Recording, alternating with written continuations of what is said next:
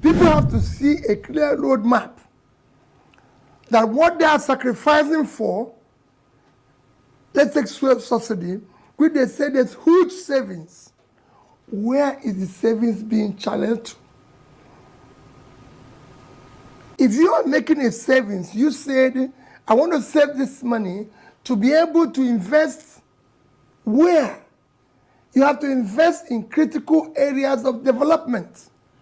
And those critical areas of development are education, health, and pulling people out of poverty. Are we investing in it? Just no. Well, they would argue that they're investing in education. They're providing funds and loans for students, which has never happened in this country before, to allow them to be able to go to school. This country has universal basic education. And we have over 20 million children out of school. That is the critical area. It is the basic education that is the critical area. We're not doing anything in it. Just today, I visited an IDP camp. There's over 40,000 people in IDP camps around Abuja. I'm not talking outside Abuja. The one I visited is in Abuja.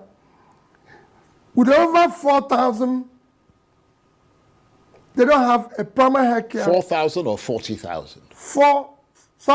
Over 4,000. Right. 40,000 around Abuja. But 4,000 in this particular facility. Right, okay. They don't have a primary health care. They don't have a primary school.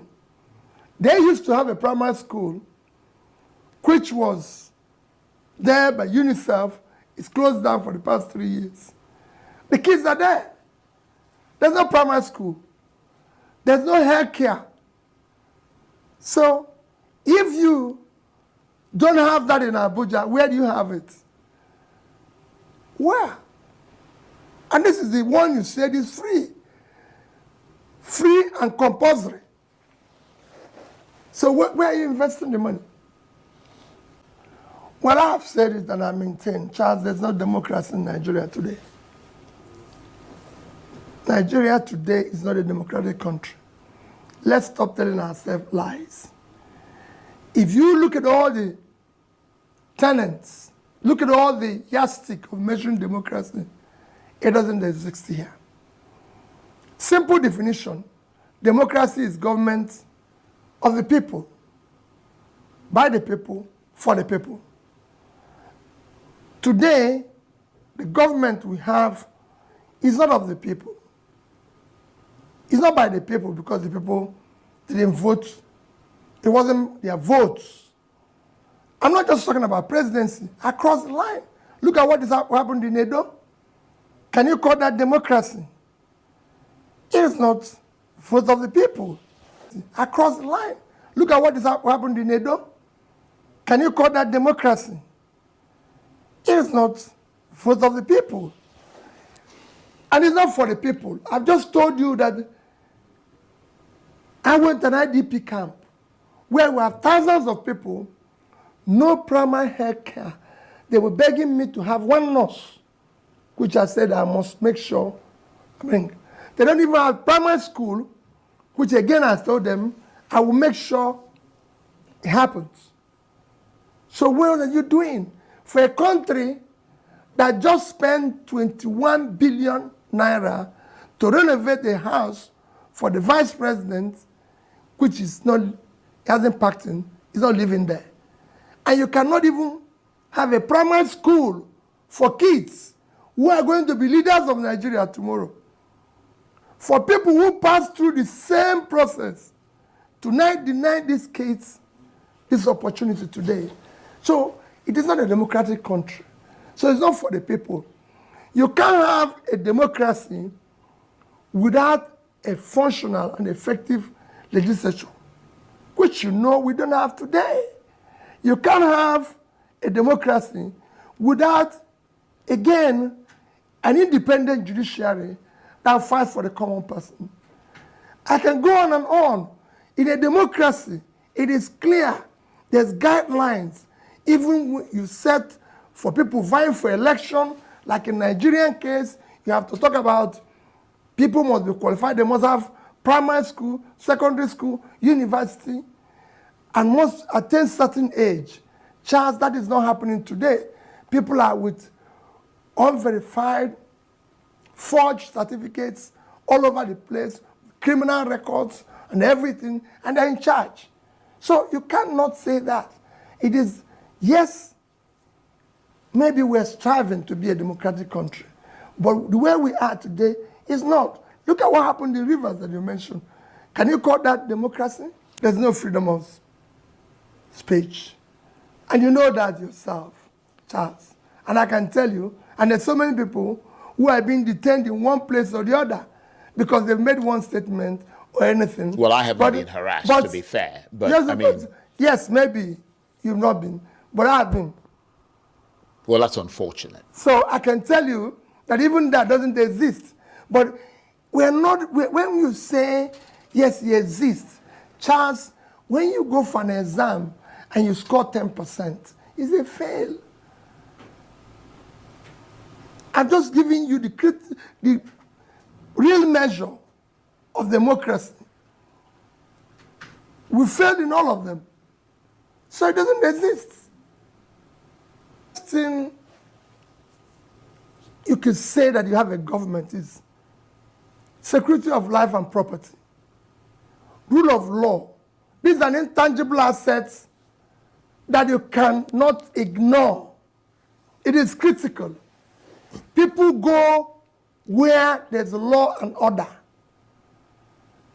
Nobody goes where there's chaos. Where do you see the rule of law? You are here. You don't need to. I don't need anybody to tell you. You see it every day. People have called me and said, look at what the oppositions are doing in South Africa. Look at what the oppositions are doing in other similar countries. But let's just use South Africa, which is, of course, the biggest economy in Africa today. And what they are doing, they have presidential system, but have been able to have a system that allows opposition to exist in their system. You cannot have opposition that is effective unless you have proportional representation in the legislature. If you don't have it, you're wasting your time. If you look at South Africa today, as it is, just check their election in 2019, ANC won 57.7% of the vote. They had 230 members. 2019, they had 40%. They had 160 members. While Democratic Alliance in 2019 had 20%, they had 80 people. In 2024, they had 21 plus, almost 22, they had 87 members. And that is the same thing for all other parties. And their leader is a member of that parliament. And you cannot cross from one party to the other, as you can do in Nigeria, without consequences. Once you cross from one party to the other, you lose your seat. Just even in the environment you know very well, the UK, you cannot have somebody from one party cross over to the other party without any consequence, without anything, and all that. So you have a system that works. And nobody's going to allow your member using contract, using this and all that, as is happening here. So it's a difficult thing. That's why we are clamoring that we must now change this constitution. We must now build a viable system. People have asked me, Peter, what are you going to do if you were there? I will make sure that this country is democratic. I will make sure that the opposition thrives by ensuring that I direct whoever and put all my own resources in terms of office to ensure that parties function the way they should. Today, They don't do that. You just have people doing all sorts of things in terms of, as I said, there's no democracy here. We need to fix it. Yar'Adua started doing it. He was sworn in here as the president, and he said, I will not allow the process through which I came to office to continue. I was a beneficiary of it, Charles. I had a free and fair second-term election. And that's what it should be. But instead of now having it growing the way you think things will be, we've taken 300 degrees reverse. Considerable change. In critical areas, I would have tackled corruption head-on. I would have reduced cost of governance. And you will see it. People will feel it. And those monies invested in critical areas. Our primary health care today, I told you, 70% are not functional. And we spent over 35 billion in conference center. Which conference? Who is coming for the conference? You need to invest your money properly. Just you have been seeing borrowed money invested in critical area. We, a country in Bangladesh with 148,000 square kilometers of land, is producing about 60 million metric tons of rice. And us, with over 6 times that size of land, cannot do 10% of that. Charles, there's room here. You talked about devaluation of Naira. There's nothing wrong in devaluation. I would have done something. I would have allowed the Naira to float. But I would have done it in an organized manner. There will be productivity.